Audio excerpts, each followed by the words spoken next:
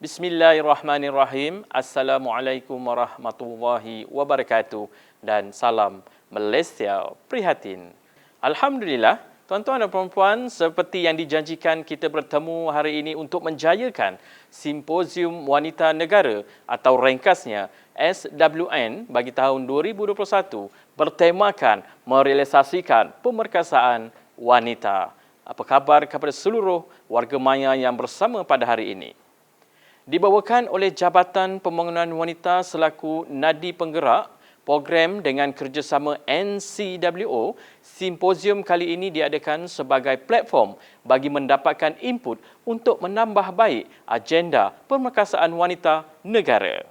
Hari kedua yang akan berlaku pada pagi ini ialah tuan-tuan dan puan-puan akan dijemput masuk ke 12 kumpulan kecil berdasarkan kluster yang telah ditetapkan untuk sesi perbincangan.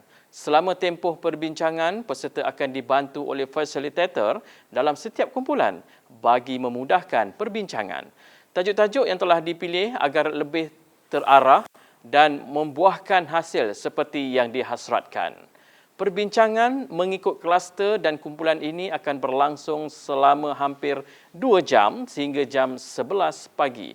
Tepat jam 11 pagi, kita akan berehat seketika selama 15 minit sebelum bersambung semula sehingga jam 1 tengah hari. Suka juga saya ingatkan, di sini sesi sebelah petang akan bermula jam 2.30 petang sehingga 4.30 petang. Justru kepada peserta, rebutlah peluang dan ruang untuk berbincang, memberi pandangan dan idea. Untuk itu, tanpa melengah masa, saya dengan ini menyerahkan sesi ini kepada fasilitator bagi setiap kluster untuk meneruskan agenda kita pada hari ini. Selamat berbincang kepada anda semua. Dipersilakan.